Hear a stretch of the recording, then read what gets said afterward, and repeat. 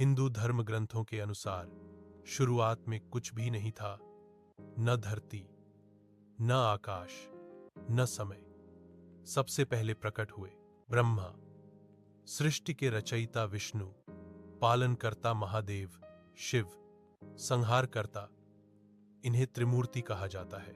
जन्म की कथा पुराणों के अनुसार अनंत जल में विष्णु शेषनाग पर शयन कर रहे थे। उनके नाभि से कमल निकला।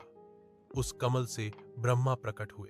ब्रह्मा ने सृष्टि की रचना शुरू की। यहीं से देवताओं की उत्पत्ति का क्रम शुरू होता है। ब्रह्मा से देवताओं का जन्म। ब्रह्मा ने मन, वाणी और शरीर से कई संतानों को उत्पन्न किया, जिन्हें प्रजापति कहा गया। इनमें प्रमुख मरीचि, अत्रि कश्यप, वशिष्ठ कश्यप, शिसे देवताओं की वंशावली, देवताओं के जन्म की सबसे बड़ी कड़ी है। कश्यप शे, इनकी कई पत्नियां थीं, जिनसे अलग अलग जातियां उत्पन्न हुईं। प्रमुख पत्नियां और उनसे उत्पन्न संतति। अदिति देवता, अदिति से आदित्य देवगण पैदा हुए। इनमें प्रमुख इंद्र, देवताओं के राजा वरुण, जल देव सूर्य, सूर्य देव मित्र दैत्य राक्षस, हिरण्यकशिपु, हिरण्याक्ष आदि दानव, विंता गरुड़ और अरुण कद्रुनाग। मतलब देवता और असुर एक ही पिता की संतान माने जाते हैं। 33 करोड़ देवता। सच्चाई क्या है? लोग मानते हैं कि हिंदू धर्म में 33 करोड़ देवता हैं, लेकिन शास्त्रों के अनुसार असली संख्या 33 कोटि देवता। यहां कोटि का अर्थ प्रकार टाइप्स है, करोड़ नहीं। 33 देवताओं का वर्गीकरण: 12 आदित्य, 11 रुद्र, 8 वसु, 2 अश्विनी कुमार। देवताओं का दार्शनिक जन्म, आध्यात्मिक दृष्टिकोण। उपनिषद और वेदों में देवताओं को ऊर्जा और प्रकृति की शक्तियों का प्रतीक माना गया है।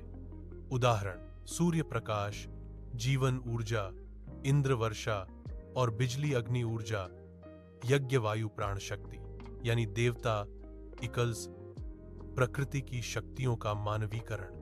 क्या देवता सच में पैदा हुए थे? 3 दृष्टिकोण हैं।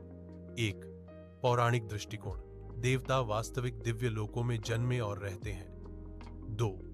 दार्शनिक दृष्टिकोण: देवता एक स ब्रह्म परम ऊर्जा के रूप। 3. ऐतिहासिक मानवशास्त्रीय दृष्टिकोण: प्राचीन मानव ने प्रकृति से डरकर शक्तियों को देवता मान लिया।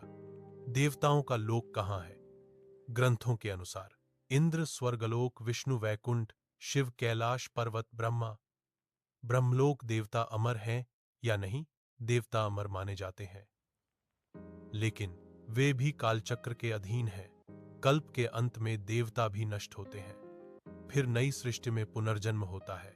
देवता और मनुष्य का संबंध: शास्त्र कहते हैं मनुष्य कर्म करता है, देवता फल देते हैं।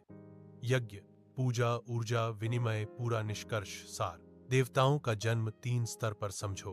पौराणिक सत्य ब्रह्मा, प्रजापति कश्यप देवता। प्राकृतिक सत्य प्रकृति की शक्तियों का रूप। आध्यात्मिक सत्य एक ही परम चेतना के अलग रूप।